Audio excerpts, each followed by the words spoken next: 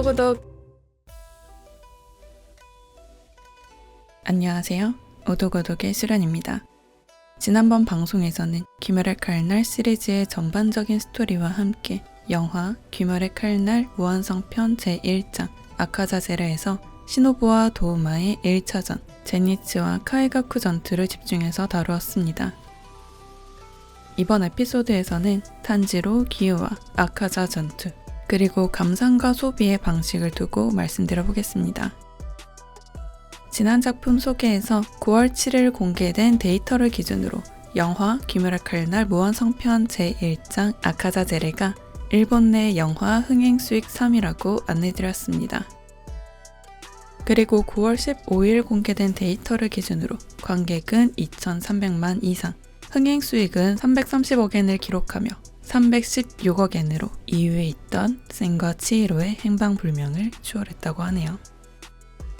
1위는 2020년에 개봉한 극장판 귀멸의 칼날 무한열차편, 2위는 극장판 귀멸의 칼날 무한성편 제1장 아카자제레로 1, 2위 모두 귀멸의 칼날이 차지하는 저력을 보여주었죠. 북미, 중남미, 유럽 등의 지역에서도 일본 애니메이션 영화 개봉 첫 주 역대 최고 흥행 기록을 세웠는데 자막판과 더빙판을 동시 상영하고 아이맥스와 같은 고가의 프리미엄 대형 상영관을 다수 점하고 있는 것이 티켓 매출을 높이는 데 기여했다는 분석이 전해집니다. 한국에서는 현재 약 480만의 관객 수를 기록하고 있고요. 혹시 첫 번째 에피소드를 아직 들어보지 않은 분들께서는 먼저 듣고 오시는 것을 추천드립니다. 영화의 주요 내용도 함께 언급할 예정이니 아직 관람하지 않은 분들께서는 주의해 주시길 바랍니다. 시노부와 도우마의 1차전, 제니츠와 카이가쿠 전투에 이어 대망의 주인공 가마도 탄지로와 물의 호흡을 쓰는 수주, 도미오카, 기우, 그리고 이 둘과 맞붙는 혈귀, 아카자와의 전투입니다. 영화에서 제니츠전이 끝난 후 함께 혈귀들을 무찌르며 키부츠지 무잔을 찾아 달려나가는 탄지로와 기우 앞에 강한 적, 아카자가 나타나죠. 과거 무한열차편에서 염주 렌고크와 아카자가 맞붙을 때 탄지로는 부상 상태이기도 했지만 둘의 전투에 낄 엄두조차 못 낼 만큼 약했습니다.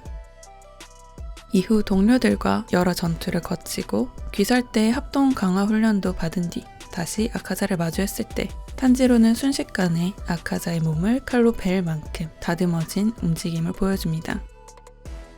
나아가 아카자에게 목숨을 빼앗길 뻔한 기우를 위험에서 구해줄 만큼 강해진 모습도 보이죠. 이번 극장판에서 제게 가장 감정적으로 파고들었던 장면은 애니메이션 1기 1화에 등장했던 탄지로가 기우를 향해 엎드려 빌던 모습이 다시 등장했을 때였습니다. 1화에서 탄지로의 가족은 모두 살해당하고 하나 남은 여동생 네즈코마저 혈귀가 되어버렸습니다. 뒤늦게 혈귀를 쫓아 현장에 나타난 기우가 네즈코에게 칼을 대고 있을 때 그저 숲하는 소년이었던 탄지로는 제발 부탁이라며 하지 말아달라고 울면서 엎드려 빌 수밖에 없었습니다. 영화에서 뛰어난 실력의 아카자 기우와 견줄만한 실력으로 맞서 싸우던 탄지로의 모습이 내내 이어지다가 이 장면이 등장했을 때 그 사이 탄지로가 지나온 시간의 성취와 희생이 느껴졌죠. 지금까지의 시리즈를 따라 탄지로의 이야기를 봐왔기에 감격스러우면서도 애잔한 마음이 떠오르게 하는 장면이었습니다. 화려한 전투씬이 그저 주인공이라서 당연한 게 아니라 거기까지 도달하기 위해 얼마나 피와 땀이 있었는지 되새겨 주었죠.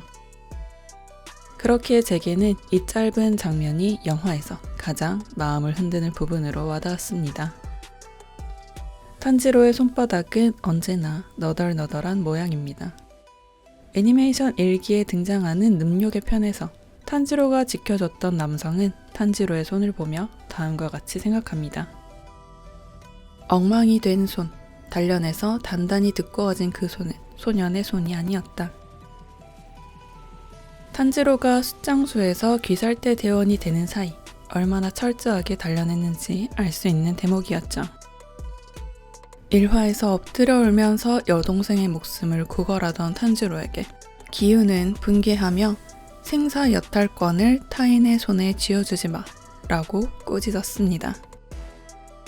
그때의 모습이 낯설게 느껴질 만큼 이번 영화에서의 탄지로는 이제 주의 실력에 도달했다 해도 과언이 아니고 목숨과 존엄을 스스로 지킬 수 있을 만큼 강해졌죠. 영화는 탄지로가 여기에 도달하기까지의 과정 속에 주변 사람들의 믿음과 도움이 있었음을 빼놓지 않습니다. 전투 중반 탄지로는 아카자의 자석처럼 정확하고 사각지대에서도 날아든 공격에도 반드시 반응하는 투기의 비밀을 찾아내기 위해 끊임없이 생각합니다. 답을 찾아내는 계기는 과거 같은 귀살대 동기 이노스케와 나눴던 시덥잖은 대화에서 시작됐습니다. 힌트가 된 건 혈기토벌 여정의 중반, 탄지로와 이노스케, 제니츠가 도움을 받았던 등꽃 가문의 주인 할머니였죠. 피부가 남들보다 강한 이노스케에게 남을 해코지하려는 살기는 피부에 꽂히기에 자연스럽게 감지할 수 있었습니다. 하지만 일반인인 할머니에게 살기는 전혀 없었기에 할머니는 이노스케가 알아차리지 못한 동안 어느새 뒤에 주먹밥을 들고 와 있었죠. 이를 겪으며 이노스케는 살기를 드러내지 않고 다가가며 상대는 모르기에 그러면 못 죽일 놈이 없겠다 생각했다고 말합니다. 하지만 살기를 드러내지 않고 혈기를 쓰러뜨리는 건 불가능하다는 탄지로의 반문과 함께 대화는 싱겁게 마무리되었습니다. 이 시덥잖은 대화를 떠올린 뒤 탄지로는 살기와는 구분되는 아카자의 투기에 대해 생각합니다. 싸우고자 하는 의지인지 단련해온 시간이나 양인지 자신이 냄새로 감지하는 능력과 같은 건지 끊임없이 생각을 하던 탄지로는 자신의 목숨을 뺏을 뻔한 아카자의 공격을 순식간에 피합니다. 그와 함께 돌아가신 아버지 가마도 탄지로를 생각해냅니다. 그리고 여기에서 아카자가 가진 싸움의 나침반을 어지럽히고 쓰러뜨릴 가장 중요한 열쇠가 등장하죠. 카마도 집안은 연초에 일몰부터 동틀 때까지 12개의 춤사위를 끝없이 계속 반복하는 카구라를 행해왔습니다. 카구라는 전통 의식 중 하나로 신에게 바치는 춤을 의미합니다. 아버지에게 힘들지 않냐고 몸이 걱정된다는 탄지로에게 아버지는 다음과 같이 말합니다. 아빤 지난 몇 년간 카구라가 괴롭다고 여겨본 적이 없어. 참 신기하게도 할아버지한테서 카구라를 막 배우기 시작했을 무렵에는 지금보다 젊고 건강하고 힘도 좋았는데 숨이 막 끊어질 것처럼 괴로웠어. 단순히 군더더기 동작이 많아 그랬던 걸 거야. 중요한 건 올바른 호흡과 올바른 움직임, 최소한의 동작으로 최대한의 힘을 끌어내는 거란다. 그렇게 하면 점점 머릿속이 투명해져. 처음에는 다 기억해야 하는 움직임이나 감각을 넓히지 않으면 안 돼. 오감을 활짝 열고 자신의 몸 형태를 혈관 하나하나까지 인식하는 거야. 이때는 정말로 힘들어. 이대로 계속 발버둥 쳐도 앞이 꽉 막혀 있다는 생각밖에 안 들지.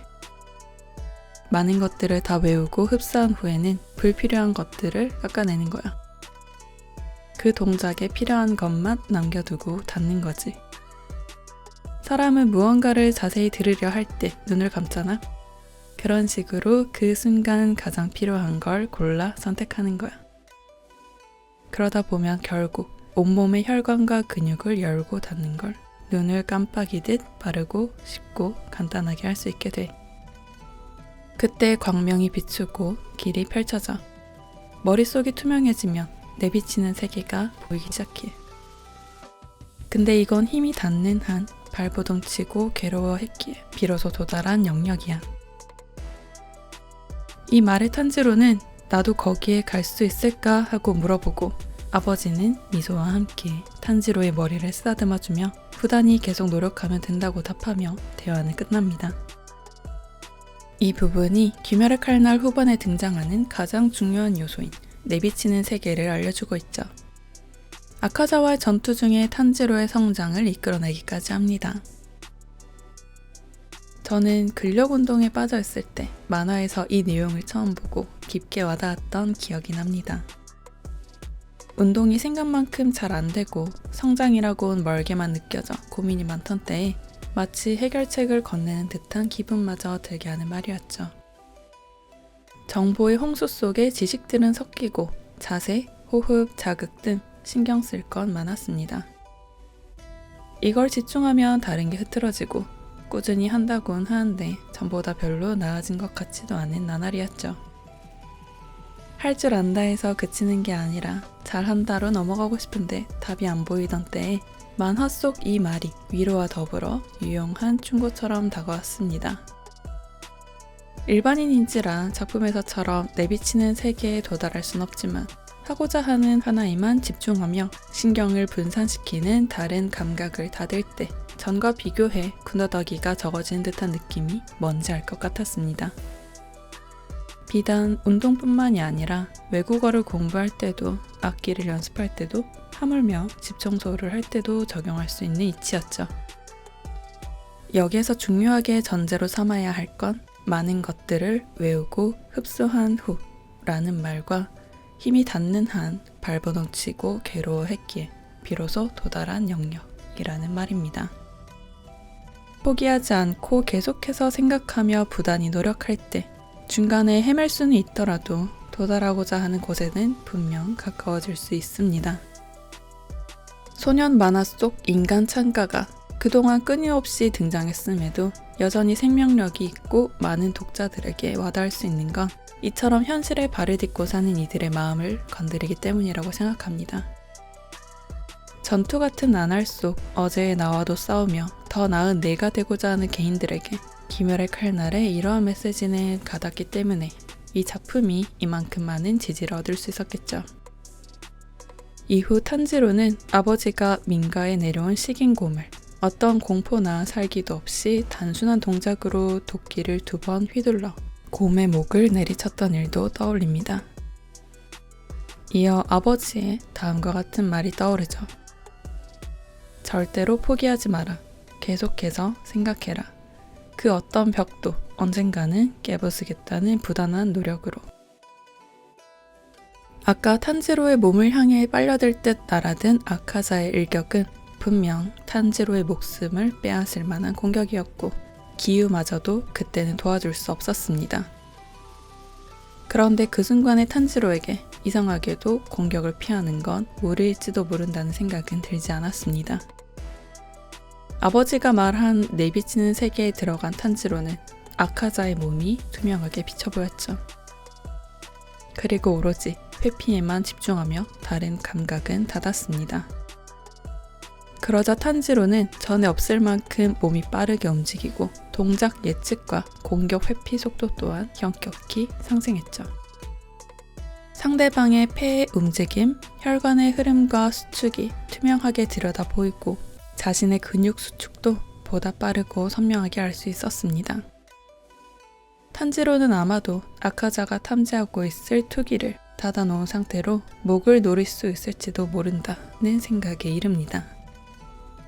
이어 아카자가 기유의 일륜도를 측면에서 쳐서 부러뜨리고 목숨을 빼앗을 마지막 일격을 날리려던 때 아카자의 팔을 자르며 기유를 구해냅니다. 내비치는 세계에 들어선 탄지로의 변화는 아카자와 기유도 느낄 정도였고 탄지로는 마치 시간이 천천히 흐르는 듯 아카자의 공격 동작이 천천히 보이는 걸 느낍니다. 이후 또 다른 전투 속 명장면이 등장합니다. 아카자가 공격을 퍼부은 뒤 기유에게 말을 걸 때 뒤에 공격 자세를 취한 탄지로를 감지하지 못합니다. 이 광경을 놀라며 바라보는 기유가 탄지로를 향해 아카자가 알아채지 못하는 지금 목을 베라고 마음속으로 애타게 외치던 때 탄지로는 큰 소리로 아카자 지금부터 내 목을 베겠다 라며 부릅니다. 당연히 아카자는 놀라며 뒤돌아보고 기습의 기회를 날리는 탄지로의 모습에 기유는 지나치게 고지식하다며 시겁하죠. 탄지로는 비겁하게 뒤에서 몰래치는 일을 하지 않았고 일본의 무사가 전장에서 자신의 이름과 정당성을 외치는 나노리를 떠올리듯 큰 소리로 아카자에게 선언합니다. 그리고 순식간에 아카자가 예민하게 감지해온 투기를 없애고 단 한 번에 히노카미 카구라 사양 전신 기술을 휘두르며 마침내 아카자의 목을 뱁니다. 탄지로의 아버지가 카구라의 움직임에만 집중했듯 민가까지 내려온 곰을 공포나 투기의 감정 없이 무찌르는 것만 생각했듯 탄지로도 아카자의 목을 베는 일만 생각했기에 가능했습니다. 어떤 비겁함도 없는 정정당당한 승리였죠. 주인공 가마도 탄지로는 시리즈 내내 일관되게 네모 반듯한 모습을 보여줍니다. 맑은 눈의 광인이라고도 불릴 만큼 흐트러짐 없는 바른 생활의 정형을 보여주고 있죠. 아무리 넓은 연령층을 포괄하는 소년 만화의 주인공이라지만 종교적으로까지 느껴질 만큼 올곧고 바른 주인공의 모습은 비현실적으로 보이기도 합니다. 탄지로가 작품 속에서 외적인 실력의 변화는 현격하게 드러나더라도 내적인 변화는 없는 상대적으로 납작하고 평면적인 인물인 대신 그의 주변에 입체적인 인물들을 배치했습니다. 함께 싸우고 있는 수주, 토미오카 기유도 크게 변한 사람 중 한 명입니다.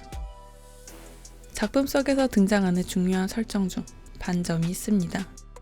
전집중 호흡을 하는 인물이 격렬한 전투 중 각성하듯 몸의 반점을 발현하면 신체 능력이 향상되며 속도는 빨라지고 공격은 강해지며 회복력도 높아집니다. 그리고 반점이 있는 사람 주변에 공명하듯 주변 인물들에게도 반점이 퍼지죠. 비단 귀살대에만 국한되지 않고 그동안 탄지로가 무찔러온 혈기들도 그의 영향을 받습니다.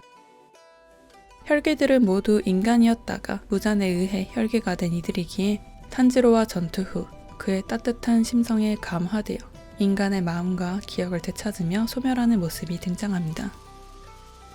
탄지로라는 단단한 기준이 있기 때문에 이런 변화의 흐름에는 정당성이 부여됩니다. 그리고 방금 탄지로가 목을 뺀 아카자에게도 변화는 일어납니다. 아카자는 혈기로 산 몇백 년 동안 투기가 없는 사람을 본 적이 없었습니다. 갓 태어난 갓난아기에게서조차도 투기는 느껴졌죠. 그렇게 마치 식물처럼 분노도 살기도 투기도 없는 전혀 다른 존재처럼 느껴지는 탄지로에 당황할 수밖에 없었습니다. 자신도 아직 도달하지 못한 무아의 경지에 이른 탄지로가 정면에서 정정당당한 공격을 했고 혈귀의 급소인 목을 베었습니다. 하지만 이대로 죽을 수 없다며 지금보다 누구보다도 강해져야 한다고 되뇌이던 아카자는 목이 베어도 소멸하지 않았습니다. 탄지로가 전투 중에 눈동자와 머리색이 달라지며 변했던 것처럼 아카자 또한 급소를 극복하는 또 다른 존재로 변화를 하죠. 이에 꺾이지 않고 불굴의 정신으로 자신에게 맞서는 기우를 보던 아카자에게 인간 시절 자신의 이름 하쿠지가 떠오릅니다. 이어 머릿속에서 자신을 말리는 젊은 여성의 목소리를 듣습니다. 이제 그만하자고, 왜 그렇게 강해지지 않으면 안 되냐고 애타게 물어보는 그녀에게 아카자는 강해지지 않으면 아픈 아버지에게 약을 가지고 돌아갈 수 없기 때문이라고 답합니다. 그리고 잊고 있던 과거 속 아카자가 인간, 즉 하쿠지였던 에도 시대 장면이 이어집니다. 하쿠지는 인간 시절 아픈 아버지를 간병하고 비싼 약값을 위해 절도를 일삼았습니다. 매번 형벌을 받고 쌓인 전과만큼 그의 몸에 죄인에게 새기던 문신이 새겨졌습니다. 하쿠지의 아버지는 또다시 하쿠지가 절도를 하다가 잡혀갔다는 말에 유서를 남기고 자결합니다. 유서에는 똑바로 살아라. 아직 새로 고쳐 살 수 있어. 라고 적혀 있었습니다. 아버지를 위해서라면 어떤 고통도 버틸 수 있었던 하쿠지는 세상에 분노하며 폭력을 휘두르고 다닙니다. 이야기를 듣고 온 케이소가 새로 태어나라 소냥이라는 말과 함께 날뛰던 하쿠지를 목사발로 만들었죠. 이어 자신이 운영하는 맨손으로 싸우는 무술도장, 소류도장의 유일한 문화생으로 데려옵니다. 케이소는 하쿠지에게 아픈 딸 코요키의 병간호도 함께 맡기고 3년이 지난 후 하쿠지 덕에 건강을 되찾은 코유키와 결혼하고 도장의 대를 이어주지 않겠냐고 권유합니다. 승낙한 하쿠지는 아버지의 유언처럼 다시 올바른 삶을 살 수 있지 않을까 하는 기대감과 함께 혼례를 보고하고자 아버지 성묘를 다녀옵니다. 그리고 돌아온 하쿠지가 마주한 건 소류도장을 노리던 인근 검술도장 사람이 우물에 탄 독에 케이조, 코유키 부녀가 독살당한 광경이었습니다. 분노에 화신이 된 하쿠지는 검술도장의 67명을 맨손으로 지디겨 살해하고 피를 뒤집어 쓴 채 거리를 걷다 무잔을 마주치고 피를 주입당해 혈기가 되고 맙니다. 자포자기의 마음으로 혈기가 된 아카자에게 지키고 싶었던 건 더 이상 어느 것 하나 남아있지 않았지만 계속해서 강함을 추구하며 무의미한 살육을 반복해왔죠. 다시 현재 시점으로 돌아온 아카자는 스스로 한심하기 그지없다고 생각하는 인간 시절의 과거를 떠올리게 한 탄지로와 기유를 탓하며 잘린 머리마저 재생하려 합니다. 탄지로가 깜짝 놀라 막으려 달려들다가 그만 손에 힘이 빠져 칼을 놓쳐버리고 어떻게든 막아보려 반쯤 재생된 아카자의 얼굴에 주먹을 날리죠.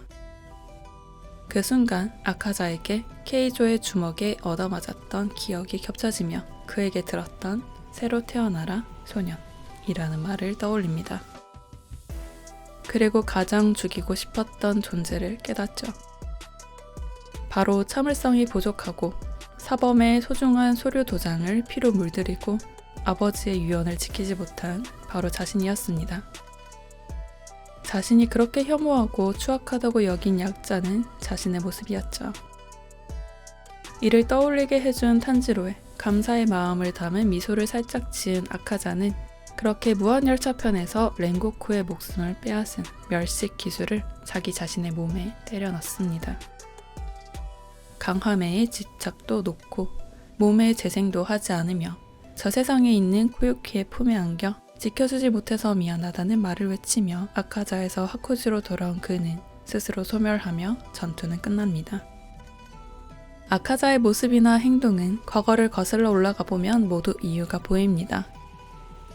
아카자의 전신에 그려진 파란 선은 옛날 죄인에게 낙인으로서 새기던 문신의 모양을 떠올리게 합니다. 아카자의 진분홍색의 머리칼은 코유키의 기모노와 같은 색이죠. 아카자가 입은 옷 등 쪽에 그려진 특징적인 모양은 일본의 향을 감상하는 예도 중 하나인 향도에서의 고호노 유키 모양을 거꾸로 그린 것과 똑같습니다. 렌고쿠에게도 기유에게도 혈기가 되라며 끈질기게 권유하는 모습은 문화생이 부족한 도장에 들어올 것을 권유했던 소류도장의 케이조 사범을 흉내내는 것처럼 보이기도 합니다. 아카자가 전투에 들어가며 갖추는 술식 전개의 자세 또한 소류가 겹쳐 보이죠. 상처나 병이 즉시 낫는 혈기를 찬미하는 건 인간이던 시절 병이나 도구로 소중한 사람을 모두 잃은 과거에서 기인한 듯 보입니다.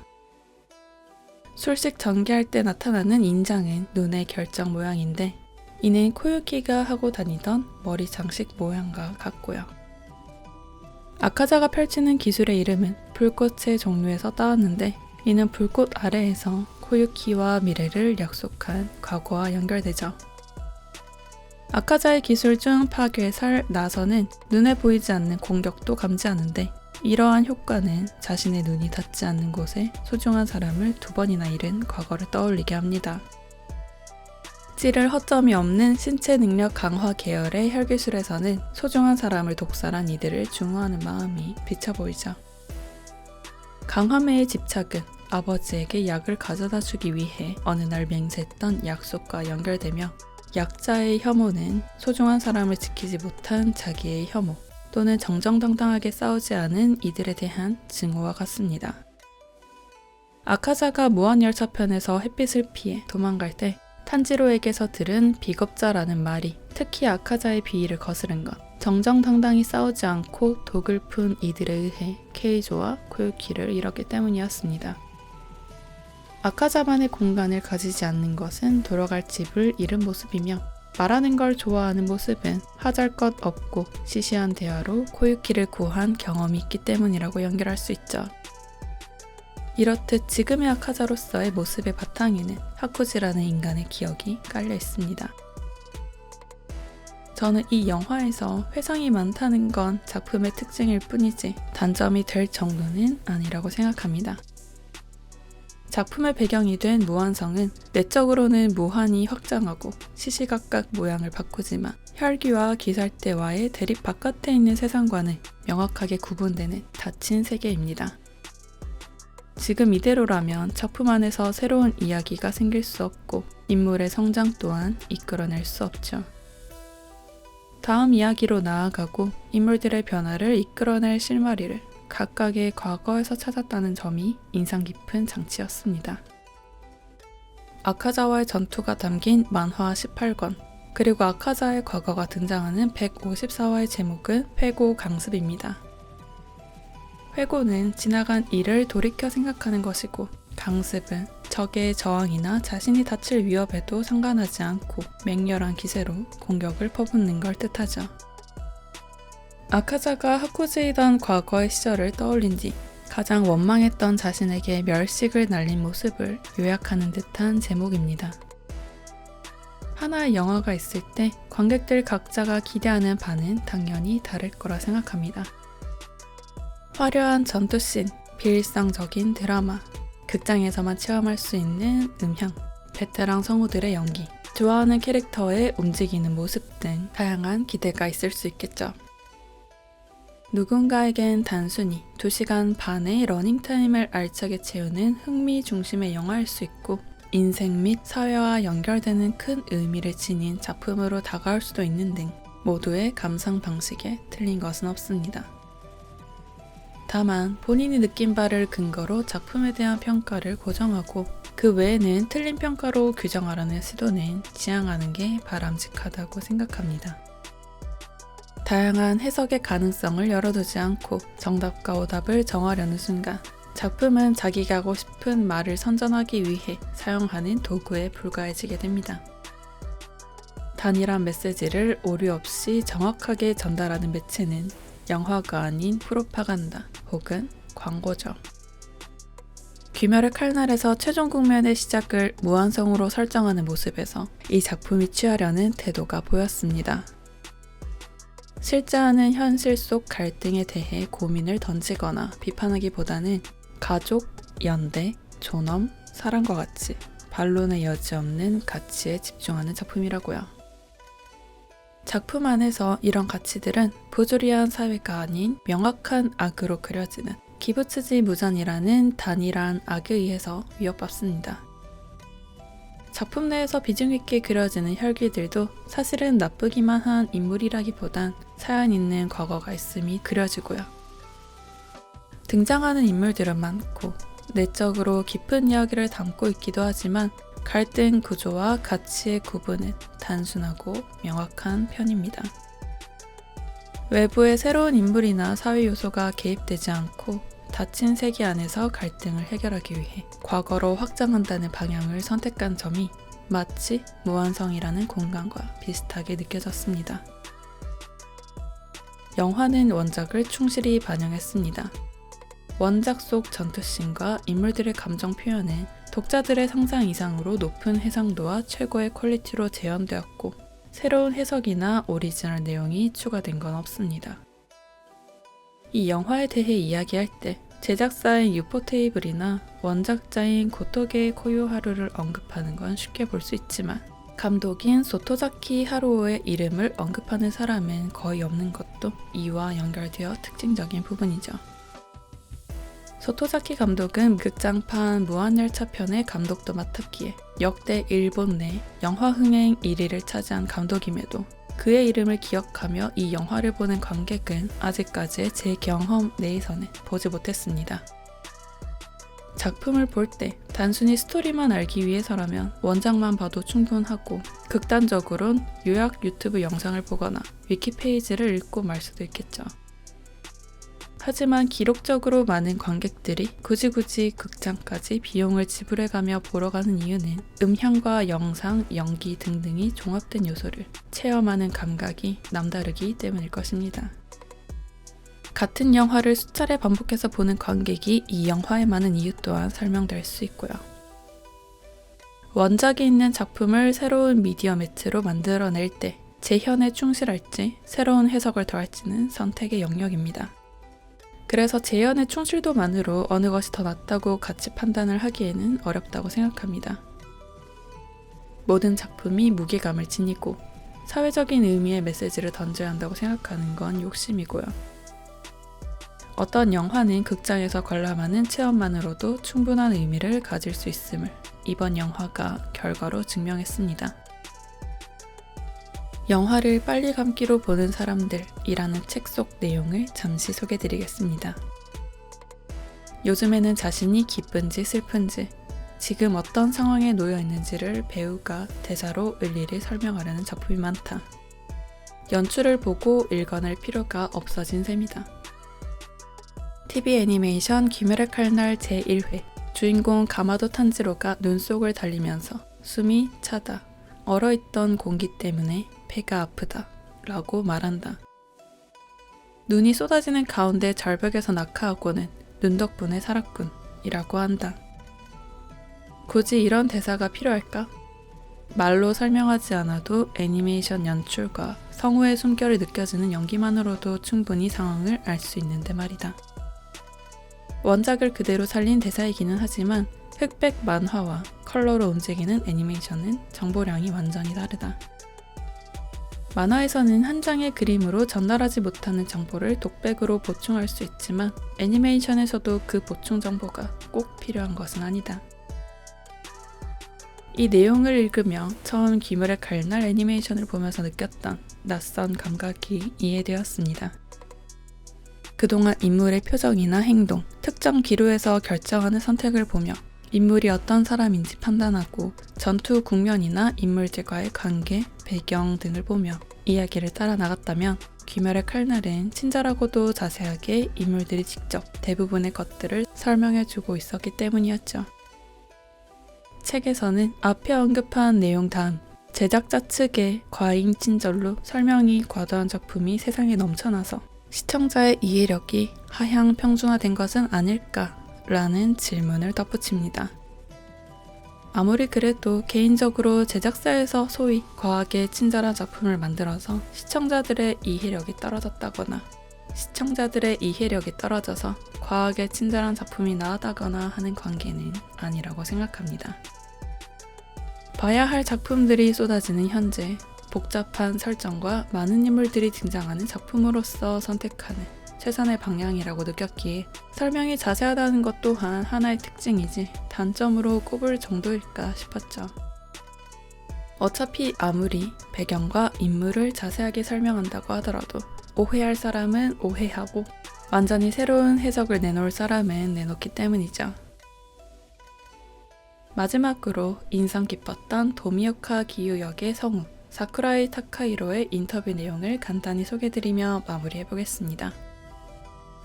영화에서 탄지로가 기유를 보며 대단하다고 생각했던 것처럼 녹음 현장에서 기유 역의 사쿠라이가 아카자 및 하쿠지 역을 맡은 성우 이시다 아키라를 대단하다고 바라보았다고 합니다.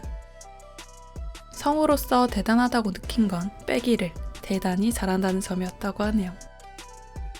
성우라면 직업병처럼 여러 가지를 표현하려고 하면서 이럴 가능성도 있다, 이런 것도 하고 싶다, 이런 마음도 담고 싶다 등 과잉에 가까워져 버리고 마는 경우가 있는데 이시다는 어떤 때에도 쓱 하고 물러서는 게 가능하다고요.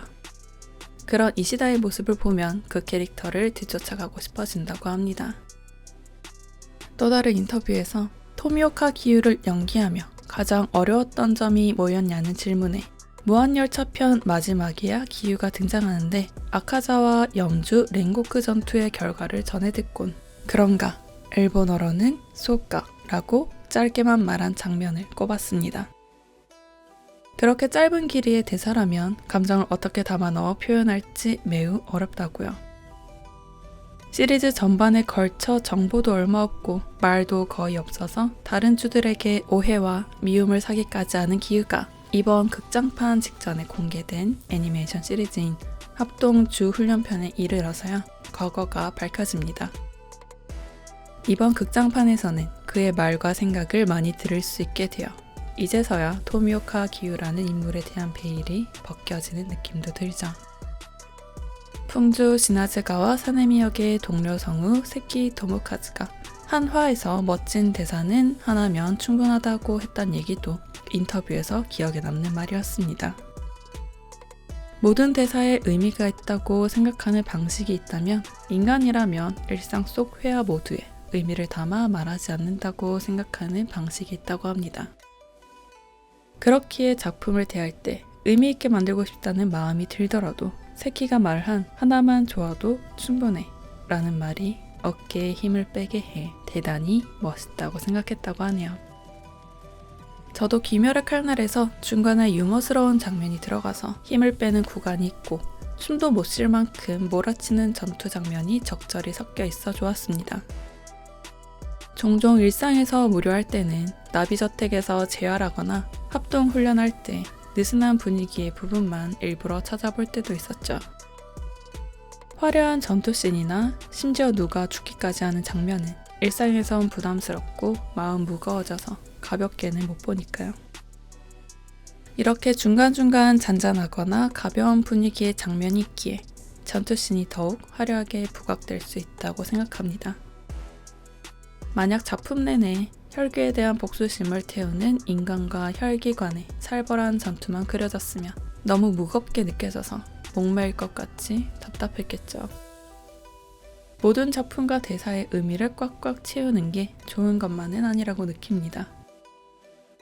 작품의 완급 조절이 탁월했다고 느낀 영화 귀멸의 칼날 무한성편 제1장 아카자 제레였습니다. 그럼 오늘의 오독오독은 여기서 마치겠습니다. 들어주신 여러분 감사드리며 오늘 방송에 대한 후기와 감상은 스포티파이, 애플 팟캐스트, 유튜브, 인스타그램과 X에 남겨주세요. 이상 일본 서브컬처를 오독하는 오독오독이었습니다.